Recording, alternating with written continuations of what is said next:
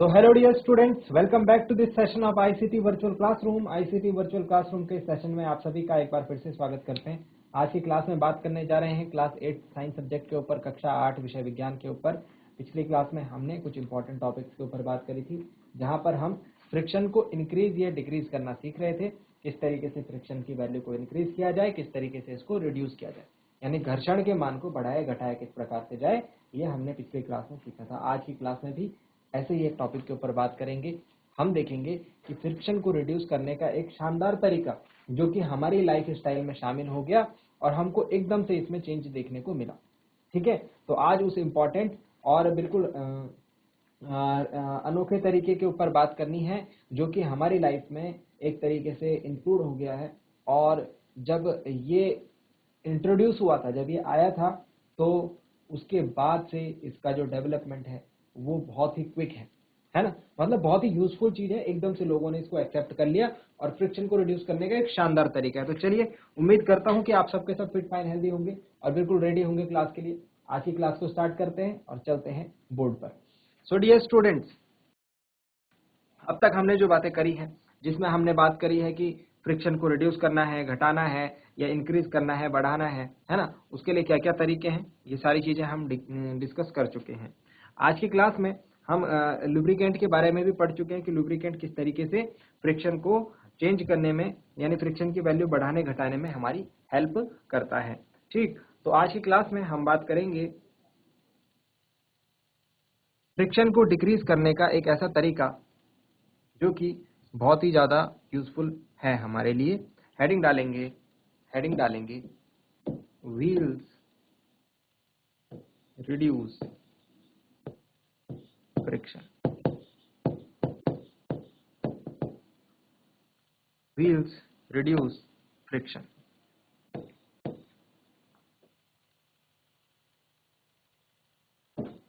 पहिए क्या करते हैं? घर्षण को घटाते हैं, है ना।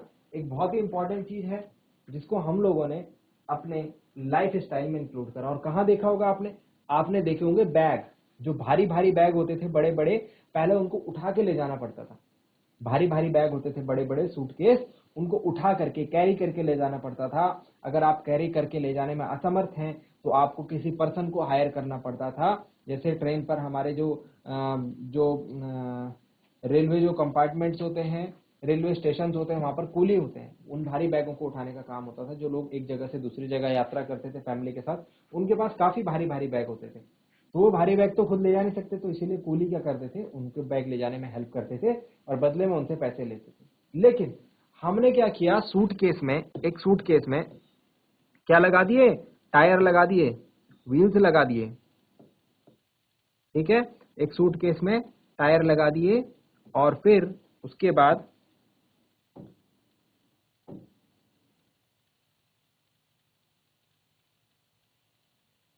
इस तरीके का एक हैंडल लगा दिया उसमें। ठीक है, और यहां पर लगा दिया टायर। समझ रहे हैं आप? यहाँ पर लगा दिए टायर, इस तरीके के लगा दिए एक हैंडल। अब इसको खींच करके आराम से ले जा सकते हैं। कितना ही भारी बैग होगा, आराम से इसको आप खींच करके ले जा सकते हैं जमीन पर, ये आपके साथ लुढ़कता हुआ चलेगा, है ना। तो कितनी अच्छी टेक्नोलॉजी है व्हील्स की वजह से। अगर मैं इसको व्हील्स ना लगाता, तो अगर मैं इसको ऐसे ही खींच के ले जाता तो ये घसीटता हुआ चलता। फ्रिक्शन की वजह से ये रफ सरफेस पर घसीटता हुआ चलता, जिससे बैग फट जाता, बैग के अंदर का सामान खराब हो जाता। लेकिन ये व्हील्स की वजह से, क्योंकि व्हील्स क्या करते हैं, फ्रिक्शन को रिड्यूस करते हैं। फ्रिक्शन को क्या कर रहे हैं? रिड्यूस कर रहे हैं। कैसे रिड्यूस कर रहे हैं? क्योंकि अगर बैग पूरा जमीन पर रखते तो बैग का पूरा इतना बड़ा हिस्सा जमीन को टच करता। ज्यादा सरफेस मतलब ज्यादा फ्रिक्शन, ज्यादा सरफेस मतलब ज्यादा फ्रिक्शन। अब व्हील हो गया छोटा सा, टायर हो गया छोटा सा, अब वो पूरा टायर भी एक साथ एक बार में जमीन के टच में नहीं है, वो ऐसे घूमेगा ना, तो जमीन पर एक छोटा सा पार्ट टायर का टच रहेगा। अब कम पार्ट टच रहेगा मतलब कम इंटरलॉकिंग होगी और कम फ्रिक्शन रहेगा। बात समझ रहे हैं? तो उसको ऐसे रोल करके टायर ऐसे रोल करता हुआ जाएगा और बैग को ले जाना क्या रहेगा? आसान रहेगा। क्या ये बात आपकी समझ में आई है? तो देखिए कितना आसान सा, कितनी एक छोटी सी बात है, लेकिन कितनी इंटरेस्टिंग है कि हम लोगों को जैसे ही ये चीज पता लगी तो सबकी लाइफ में ये ट्रॉली बैग जो है, ये टायर वाले बैग जो है इंक्लूड हो गए, क्योंकि सिग्निफिकेंट इसका यूज था। हम लोगों को ये राहत दिलाने के लिए, आसान हमारा काम करने के लिए लिखेंगे इसमें। अब तक हमने दो प्रकार के फ्रिक्शन पढ़े हैं, स्टैटिक फ्रिक्शन और स्लाइडिंग फ्रिक्शन। तो यहाँ पर क्योंकि ऑब्जेक्ट रोल होकर चल रहा है, तो यहाँ पर एक हम नया प्रकार का फ्रिक्शन पढ़ेंगे। इसको हम कहते हैं रोलिंग फ्रिक्शन। इसको हम क्या कहते हैं? Rolling friction. हिंदी में इसे बोला जाता है लोटनिक घर्षण।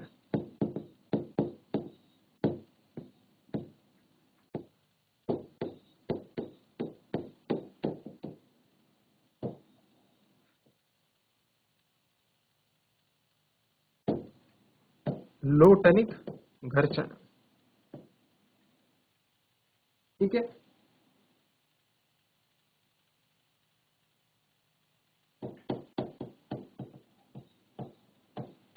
Heavy luggage bags nowadays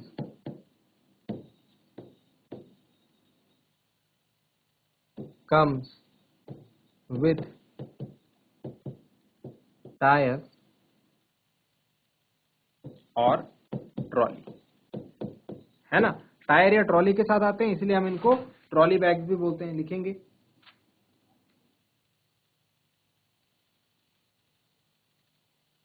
next point लिखेंगे when a body rolls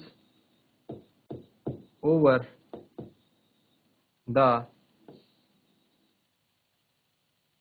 surface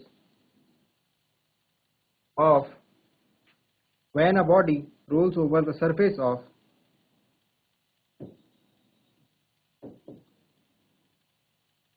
another body,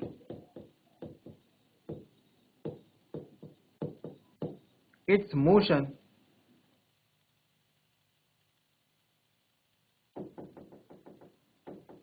when a body rolls over the surface of another body, the resistance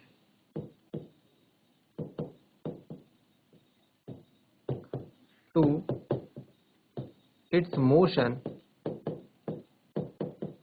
is called rolling friction।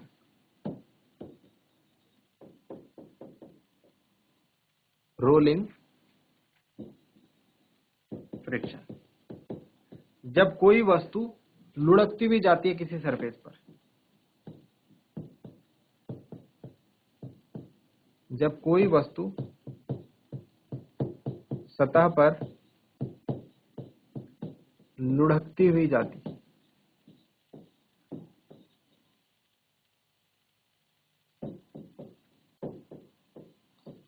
तो जो उसके मोशन को, जो उसकी गति को रेजिस्टेंस मिलती है, जो रुकावट का सामना करना पड़ता है, वो है रोलिंग फ्रिक्शन। लिखेंगे इसे।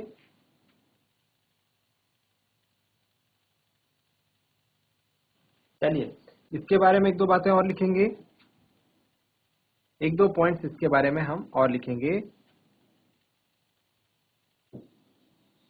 रोलिंग फ्रिक्शन, लोटनिक घर्षण। तो हमने क्या देखा, अगर मैं किसी चीज को घसीट कर ले जाऊं या फिर उसको पहिए के ऊपर रोल कर ले जाऊं, किसमें मुझे आसानी होगी? जब मैं उसे रोल करके ले जाऊंगा, है ना। जैसे आप जाते हैं मॉल में, बहुत सारा सामान लेके आते हैं, जिसमें आटे का कट्टा होगा, आपका चावल का कट्टा होगा, आपका ग्रोसरीज होंगी, काफी सारा सामान होगा घर का खाने पीने का। तो अगर आप उसको सारे को एक कट्टे में डाल करके, एक बैग में डाल करके उसको आप घसीटते हुए ले जाएं, स्लाइड करते हुए ले जाएं, वो ज्यादा आसान होगा, या फिर उसको सारे को उठा करके ट्रॉली के ऊपर रख दिया और ट्रॉली को आराम से पुश करके ले गए?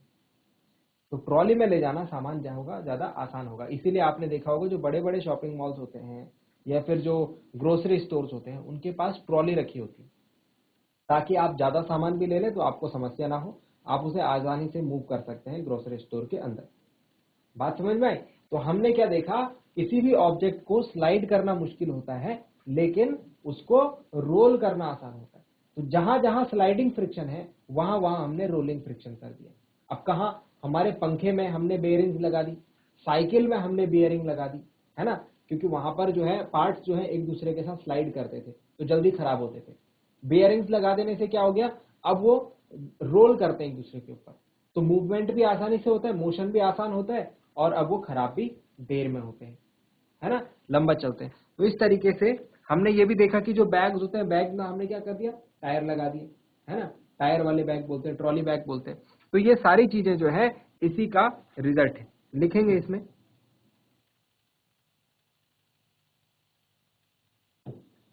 Rolling friction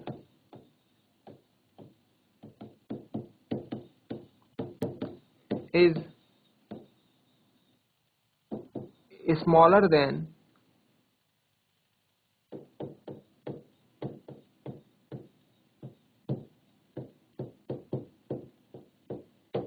sliding friction. Rolling friction is smaller than sliding friction. ठीक है, रोलिंग फ्रिक्शन जो है स्लाइडिंग फ्रिक्शन से स्मॉल होता है। Sliding is removed from the machine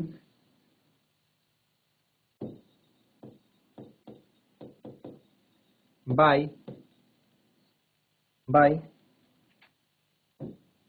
rolling. Sliding को रोलिंग से हमने एक्सचेंज कर लिया है, ये बोल सकते हैं, या फिर रिप्लेस कर लिया है। Sliding is replaced from machines bye rolling. पहले मशीन में क्या होती थी, स्लाइडिंग होती थी, पार्ट्स के बीच में स्लाइडिंग होती थी। अब क्या होती है, अब वो रोलिंग करते हैं। कैसे करते हैं, by the use of ball bearings. Ball bearings होती है छोटी छोटी बॉल्स होती हैं, उनको हम लोग बियरिंग की तरह यूज करते हैं रोल करने के लिए। ठीक है, एग्जाम्पल कहाँ यूज करते हैं, एग्जाम्पल के तौर पर देखें तो हम इसको यूज करते हैं इन फैन हो गया, पंखे हो गए, बाईसाइकिल हो गए, हमारी साइकिल्स हो गई, एटसेट्रा। ठीक है, लिखें इसे। चलिए, तो आई होप यहां तक की बातें आपको समझ में आई होंगी। स्लाइडिंग फ्रिक्शन में हमने देखा कि जो व्हील्स हैं, जो टायर हैं, जो पहिए हैं, उन्होंने क्या करा, एक बार फिर से चेंज ला दिया है हमारे काम में। हमारा काम मुश्किल होता था, सामान को उठाना होता था, या फिर जो गाड़ियों के पार्ट्स होते थे वो बहुत जल्दी जल्दी खराब होते थे क्योंकि वो स्लाइड करते थे एक दूसरे के ऊपर। अब हम रोलिंग फ्रिक्शन ले आए, सारे चीजों को रोल कराने लगे, तो फ्रिक्शन की वैल्यू घट गई। फ्रिक्शन यानी घर्षण की वैल्यू घट गई, घर्षण कम हो गया, तो हमारी चीजें ज्यादा टाइम तक चलने लगी और हमको थोड़ा आसानी भी होने लगी, है ना। तो ये सारे चीजें जो हैं, आपने ये भी देखा है कि अर्लियर टाइम्स में जब हमने व्हील को इन्वेंट करा था, आपने स्टोरी ऑफ ट्रांसपोर्टेशन पढ़ी, स्टोरी ऑफ ट्रांसपोर्ट, यातायात की जो हिस्ट्री है, यातायात की जो कहानी, यातायात को जो इतिहास है, स्टार्टिंग के टाइम पर कैसे रहा करते थे लोग, है ना। जो आदिवासी थे, जो जंगल में रहते थे, वो क्या करते थे, वो मांस को, जानवरों को मार करके उनका मांस खाया करते थे। तो जब आग की खोज भी नहीं हुई थी, है ना, तो उस टाइम की ये बात है ना, तो उनको मार करके खाया करते थे, और उसके बाद उनको मारने के बाद अपने घर तक लाने के लिए उसको घसीटते हुए लाते थे। भारी इतना तो होता था कि उसे उठा नहीं सकते थे, उनको बाकी चीजें पता नहीं थी, तो उसको घसीटते हुए लाते थे। फिर धीरे धीरे उन्होंने ये देखा कि अगर मैं इसको रोल करके ले जाऊं लकड़ी के ऊपर, तो ये तो ज्यादा आसानी से चल जाएगा और मैं ज्यादा मांस ले जा सकता हूं, है ना। इस तरीके से उन्होंने पहिए का आविष्कार किया। पहिए का जब आविष्कार हुआ तो फिर वो और चीजें भी जो है एक कार्ट बना करके उसके ऊपर लाने लगे होंगे, है ना, मतलब आसानी हुई होगी। तो पहिए का जब आविष्कार हुआ तो उसको माना जाता है ग्रेटेस्ट इन्वेंशन ऑफ मैनकाइंड। क्या बोला जाता है उसको बोला जाता है ग्रेटेस्ट इन्वेंशन ऑफ मैनकाइंड, मानवता का सबसे बड़ा आविष्कार। और फिर उन्हीं लोगों ने आग का आविष्कार करा, फायर का आविष्कार करा, है ना, आग को खोजा। तो ये जो इन्वेंशंस हुए हैं हमारी हिस्ट्री में, ये आज भी हमें जो है नए नए डिस्कवरीज की फॉर्म में, नए नए इम्प्रोवाइजेशन की फॉर्म में थोड़ा चेंज कर दिया जाता है इन टेक्नोलॉजी का, और फिर से फायदा मिलता है। जैसे हम आज की डेट में देख रहे हैं कि जो ये बैग के ऊपर टायर, बैग के नीचे जो टायर लगाने वाला जो सिस्टम है, ये बहुत ज्यादा पुराना नहीं है, ये कुछ ही साल पहले आया है।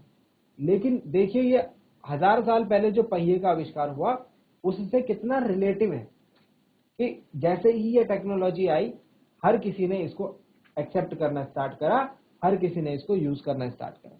तो जब पहिए का आविष्कार हुआ होगा उस टाइम भी कुछ इसी तरीके का मेजर चेंज हमको देखने को मिला होगा, है ना।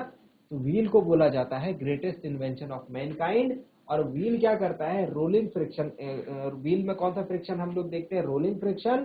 रोलिंग फ्रिक्शन की वैल्यू कम होती है स्लाइडिंग फ्रिक्शन से, इसीलिए ऑब्जेक्ट्स को स्लाइड करना मुश्किल होता है, रोल करके ले जाना आसान होता है। ठीक है, तो जो भी हमारे इक्विपमेंट्स होते हैं, जैसे हमारे जो मशीन्स होती हैं जिनका मूवमेंट का काम होता है, घूमने का काम होता है, जैसे पंखा हो गया, साइकिल हो गई, है ना, इनमें बियरिंग्स यूज करते हैं, बॉल बियरिंग। ये क्या करते हैं, ये स्लाइडिंग फ्रिक्शन नहीं होने देते हैं, रोलिंग फ्रिक्शन का काम ये करते हैं। ठीक है, तो अगर किसी दिन आपकी जो साइकिल है या पंखा है उसमें से बियरिंग खराब हो जाए, एक बियरिंग खराब हो, तो वो आवाज करने लगता है। वो आवाज क्यों करने लगता है, आवाज इसलिए करने लगता है क्योंकि अब रोलिंग फ्रिक्शन वहां पर नहीं हो रहा है ना। तो वो स्लाइडिंग फ्रिक्शन होगा। अब स्लाइडिंग फ्रिक्शन होगा जब दो सरफेस स्लाइड करेंगे तो उनमें आवाज आएगी, है ना। तो जब बियरिंग खराब होती है तो आवाज आने लगती है आपकी गाड़ी से, आपके पंखे से, फिर आप उसको ठीक कराते हैं, फिर उसकी बियरिंग चेंज होती है, नई बियरिंग डाली जाती है, फिर वो स्मूथ चलता है। बात समझ रहे। तो wheel is the greatest invention of Mankind. चलिए भाई अब रिवीजन करेंगे। रिवीजन करने के बाद इस चैप्टर के लास्ट पार्ट पर आएंगे, जो कि क्या है, जो कि है फ्लूइड फ्रिक्शन। फ्लूइड फ्रिक्शन, ठीक है। तो चलिए हम स्टार्ट करते हैं फ्रिक्शन को समझना। जो जो बातें हमने अब तक समझी है उनको रिवाइज करना। सबसे पहले मैंने आपके साथ डिस्कस किया था फ्रिक्शन क्या होता है, घर्षण क्या होता है ना। घर्षण के बाद हमने ये देखा था कि हम लोग कैसे देखते हैं सरफेसेस के बीच में घर्षण। घर्षण को कैसे देखते हैं, फ्रिक्शन को कैसे देखते हैं, सरफेसेस के बीच में जो इरेगुलरिटीज होती हैं उनके बीच में इंटरलॉकिंग होती है, वो एक दूसरे से पकड़ लेते हैं, एक दूसरे को इंटरलॉक कर लेते हैं, तो हमको फ्रिक्शन का फिनोमेना देखने को समझ में आता है। हमने देखा फिर फ्रिक्शन जो है स्टैटिक फ्रिक्शन और स्लाइडिंग फ्रिक्शन दो प्रकार का होता है। स्टैटिक फ्रिक्शन स्लाइडिंग फ्रिक्शन में से कौन सा फ्रिक्शन ज्यादा इजी होता है, स्लाइडिंग फ्रिक्शन, है ना। स्लाइडिंग फ्रिक्शन जब कोई ऑब्जेक्ट रुका हुआ होता है उसको चलाने में हमको ज्यादा मेहनत करनी पड़ती है, क्योंकि स्टैटिक फ्रिक्शन उसमें होता है और स्टैटिक फ्रिक्शन की वैल्यू ज्यादा होती है। जब वो ऑब्जेक्ट चलने लगता है, जब वो ऑब्जेक्ट मूव करने लगता है, तो हमको कम एफर्ट उसमें लगाने होते हैं, यानी स्लाइडिंग फ्रिक्शन वहां पर आ जाता है और स्लाइडिंग फ्रिक्शन की वैल्यू स्टैटिक फ्रिक्शन से कम होती है। ये बात समझ में आ गई। हमने इसको लिखा भी था यहाँ पर पॉइंट के फॉर्म में, ठीक है। ये बात आप ध्यान में रखना, इसका रीजन भी समझाया था, ये भी आप ध्यान में रखना। इसके बाद मैंने ये बताया था आपको कि फ्रिक्शन की वजह से हमारे क्या नुकसान है, क्या फायदे हैं। कहीं ये हमारी चीजों को खराब कर रहा है, कहीं ये हमारे लिए इंपॉर्टेंट है। तो हमने फिर ये देखा कि फ्रिक्शन के प्रो और कॉन्स, फ्रिक्शन के प्रो और कॉन्स, कहाँ फ्रिक्शन जरूरी है, कहाँ फ्रिक्शन जरूरी नहीं है, कहाँ घर्षण आवश्यक है, कहाँ ये आवश्यक नहीं है। तो हमने देखा कि हमारे जो दिन के काफी सारे क्रियाकलाप होते हैं उनमें फ्रिक्शन को जरूरत होती है, तो वहां पर हम इंक्रीज करते हैं फ्रिक्शन को बढ़ाते हैं अलग अलग तरीकों से। जहां पर हमको फ्रिक्शन की नीड नहीं होती वहां हम फ्रिक्शन को डिक्रीज करते हैं, जहां हम घर्षण हमारा काम खराब करता है वहां हम उसकी वैल्यू को डिक्रीज कर देते हैं। ये उसका एग्जाम्पल है। फिर हमने लुब्रिकेंट देखा कि लुब्रिकेंट क्यों यूज करते हैं, क्या काम है लुब्रिकेंट का। फिर हमने ये देखा कि व्हील्स जो है आज की डेट में ये किस तरीके से फ्रिक्शन को रिड्यूस करते हैं। आई होप यहाँ तक की बातें आपकी समझ में आ गई होंगी। अब आपको क्या करना है, मैं कुछ क्वेश्चन आंसर यहाँ पर दूंगा, इनके बेसिस पर उनको सॉल्व करना है। तो चलिए अब आते हैं नेक्स्ट पार्ट में। अब तक जो हमने काम करा उसका रिवीजन, और रिवीजन के बाद लास्ट पार्ट में आ जाएंगे जहां पर हम इसके करेंगे क्वेश्चन आंसर्स, ठीक है। फ्लूइड फ्रिक्शन अभी करना है, एक टॉपिक रह गया फ्लूइड फ्रिक्शन का, और फ्लूइड फ्रिक्शन के बाद हम करेंगे इस चैप्टर को एंड, ठीक है। तो कुछ क्वेश्चन आंसर मैं यहाँ पर आपके लिए दे रहा हूं, इनको देखेंगे और करने की कोशिश करेंगे।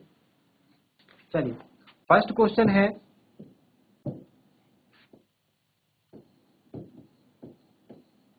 अरेंज द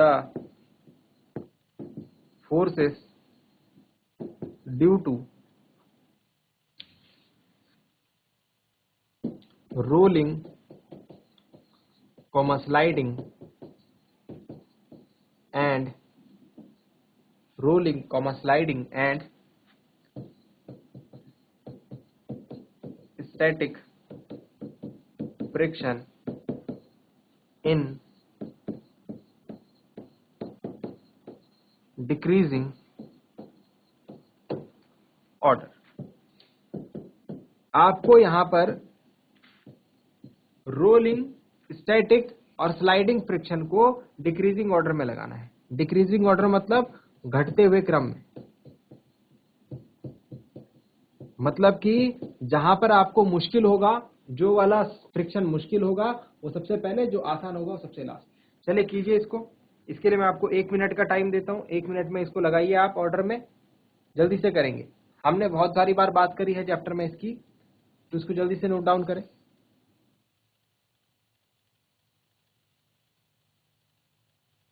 चलिए, arrange the forces due to rolling, sliding and static friction in decreasing order.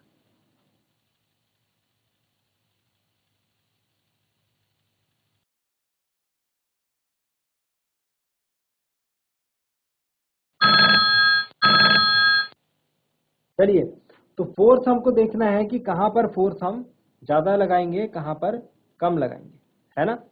तो मैंने आपको बताया था कि जो स्टैटिक फ्रिक्शन होता है वो हमारे लिए सबसे ज्यादा मुश्किल होता है ना। तो स्टैटिक फ्रिक्शन में हमको सबसे ज्यादा फोर्स लगाना पड़ेगा, यानी कि स्टैटिक फ्रिक्शन सबसे पहले आएगा।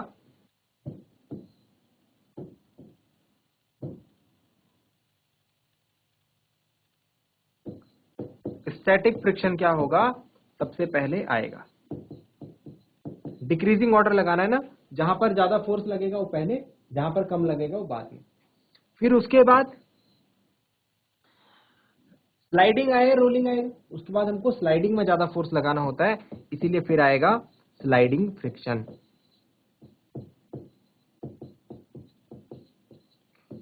और फिर लास्ट में आ जाएगा रोलिंग फ्रिक्शन। भाई, रोलिंग फ्रिक्शन हिंदी में भी लिख लेते हैं। ये होगा हमारा स्थैतिक घर्षण, उससे कम होगा हमारा सर्पी घर्षण, और उससे भी कम होगा हमारा लोटनिक घर्षण। तो लोटनिक घर्षण के समय जो लगने वाला बल होगा वो सबसे कम होगा। तो ये रहा इनका डिक्रीजिंग ऑर्डर। लिख लेंगे जल्दी से।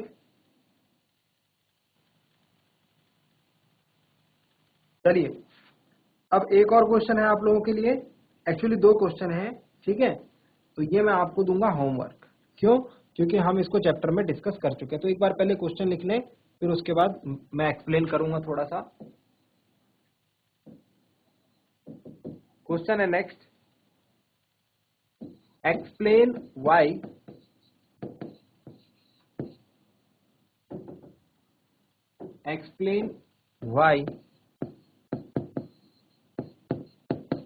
static friction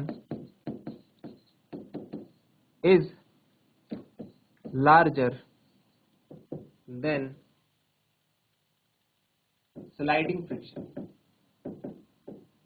स्टैटिक फ्रिक्शन अभी हमने देखा था ना, स्थैतिक घर्षण ज्यादा वैल्यू होती है। क्यों होती है?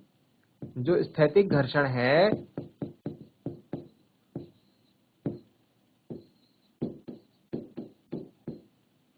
वो सर्पी घर्षण से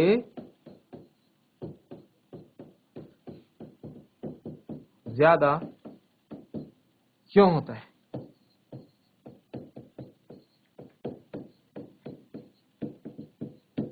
समझाइए।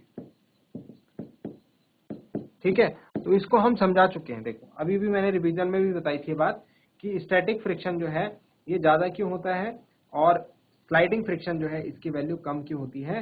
क्योंकि हमने ये देखा था, ये देखो कि स्टैटिक फ्रिक्शन जो है रेस्ट से रिलेटेड है, मतलब जब वस्तु रुकी रहेगी वहां पर इरेगुलरिटीज ज्यादा होंगी, इरेगुलरिटीज अच्छे तरीके से इंटरलॉक होंगी, क्योंकि ऑब्जेक्ट जो है रुका हुआ है। इंटरलॉकिंग अच्छे तरीके से होगी। जब वो ऑब्जेक्ट मूव करने लगेगा तब स्लाइडिंग फ्रिक्शन आ जाएगा। अब ऑब्जेक्ट गतिमान है तो इरेगुलरिटीज को टाइम नहीं मिलेगा इंटरलॉक होने का, क्योंकि ऑब्जेक्ट मूव कर रहा है ऐसे, तो इनको इंटरलॉक होने का टाइम नहीं मिलेगा, इसीलिए यहां पर फ्रिक्शन कम रहेगा, यहां पर ज्यादा। ये मूविंग के टाइम पर स्लाइडिंग होता है, रेस्ट के टाइम पर स्टैटिक होता है, तो rest static friction will be larger than that of sliding friction. भाई समझ में आ गई बात? ठीक है। और लास्ट जो क्वेश्चन मैं आपको दूंगा होमवर्क, वो ये दूंगा,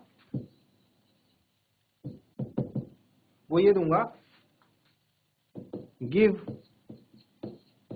examples to show that friction is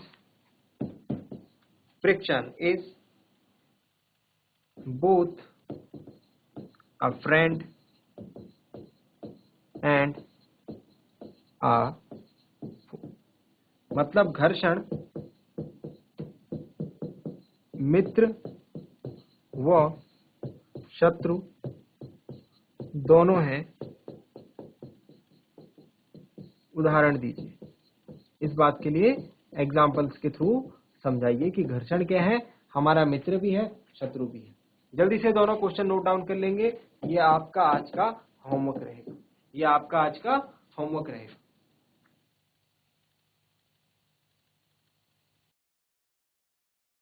चलिए सो प्यारे बच्चों, आज के लिए इतना ही। उम्मीद करते हैं आपके आज की क्लास में जो भी बातें बताई गई हैं वो आपको समझ आई होंगी, इंटरेस्टिंग लगी होंगी, और साथ ही साथ आपने उन्हें नोट डाउन भी किया होगा। ये भी उम्मीद करते हैं घर से आप इन चीजों को एक बार रिवाइज करके जरूर लाएंगे। मिलते हैं अगली क्लास में ऐसे ही किसी इंपॉर्टेंट और इंटरेस्टिंग टॉपिक के साथ। क्लास से जुड़े रहने के लिए आप सभी का बहुत बहुत धन्यवाद। Thank you very much and have a nice day.